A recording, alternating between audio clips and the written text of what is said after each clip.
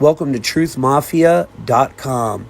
This is Tommy Truthful. The Titanic sub update. Human remains found as first images show mangled Titan wreckage. Now Ocean Gate equals 34, matching Simpsons. And this comes from Jewish mysticism. The elites have a secret language of numbers and symbols. So this event, guys, they had to connect it to the Titanic because they're getting ready to collapse the physical currency and flip us over to a digital currency, right? So you see they're saying they found these bodies and amongst the mangled wreckage, and the whole thing, I believe truly, it was set up. I don't even believe there was people in the submarine. Now, even here, look at the vest he's wearing. TSBBST equals 82, matching Order Out of Chaos 82.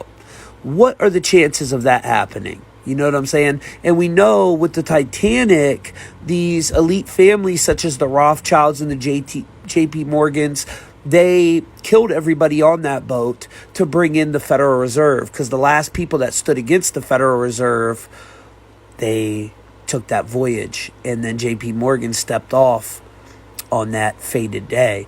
Now, my boy from Atlantean Gardens, he breaks it down in full detail what, you know, how they made Jekyll Island, how it was tied to the Titanic, which we're going to show you here in a minute. But just remember, water is connected to the currency as they're getting ready to flip us to a digital currency. They had to connect it to the Titanic because that was connected to the original currency. Jekyll Island is located off the coast of the U.S. state of Georgia and is currently run by a self-sustaining, self-governing body.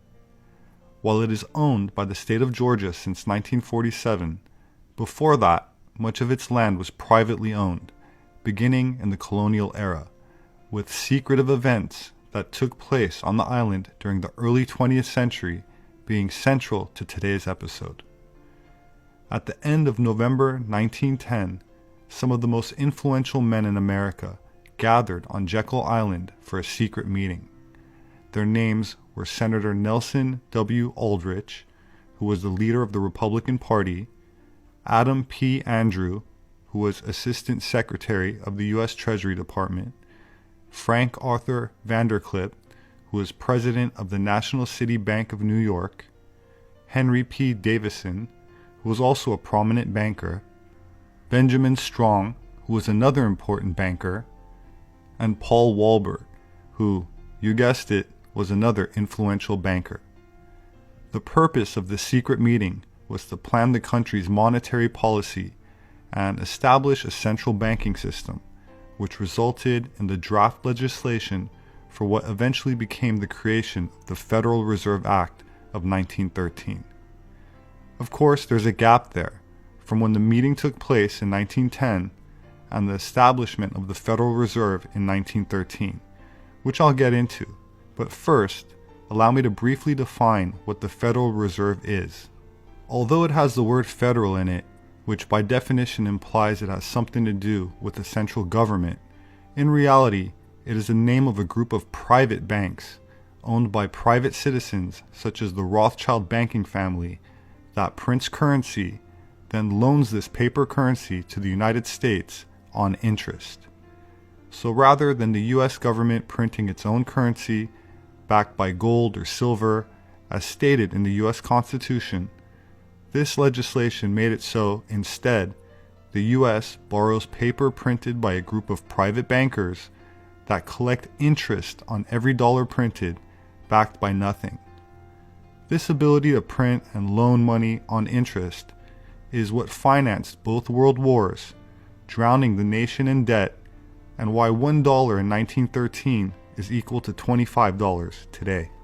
So in effect, we're financing our trade with China, trade with Japan by our Federal Reserve currency, which is neither federal, it's not federal any more than the Federal Express Company is a federal company.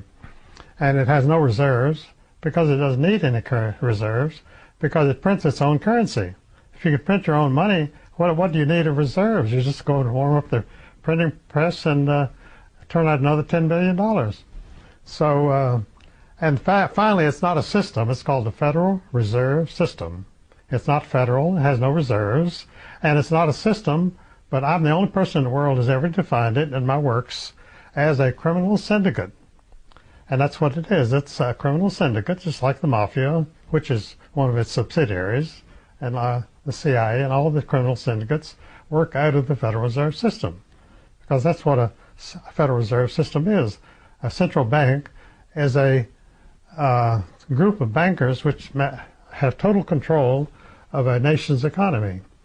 And they print their own money, print as much as they want to, and it eventually becomes worthless. And I defined in my work that a central bank's principal role is for war finance, because war finance is the most profitable enterprise you can get into.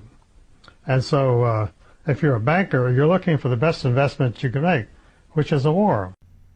Most intelligent people might think that this system is not only unconstitutional, but is unwise, resembling a Ponzi scheme, and designed to make a small group of bankers extremely wealthy at the expense of the working middle class, which gets stuck with inflation and debt. You might also think that surely there must be some sort of opposition to this financial corruption. What about them? This brings us back to those critical years, between the secret Jekyll Island meeting of 1910 and 1913, when the Federal Reserve Act was passed into law. To understand what happened to the opposition to the central bankers, we need to take a look at a man named J.P. Morgan, an American financier and banker who dominated corporate finance on Wall Street during the late 1800s, when he was a driving force behind the wave of industrial consolidation in the United States, spearheading the formation of several prominent multinational corporations, including U.S. Steel Corporation and General Electric, with controlling interests in AT&T, Western Union, and 24 railroads. J.P. Morgan funded and built the Titanic, as well as its sister ship called the Olympia. While there's much written on theories involving an insurance scam, where the damaged twin ship Olympia was really the ship that sank in an effort to collect insurance money on an already partially damaged vessel. I won't be addressing that conspiracy theory at this time, but there are several interesting videos by others available online for those interested. Instead, I'd like to focus on the fact that J.P. Morgan was booked on the maiden voyage but canceled the day before.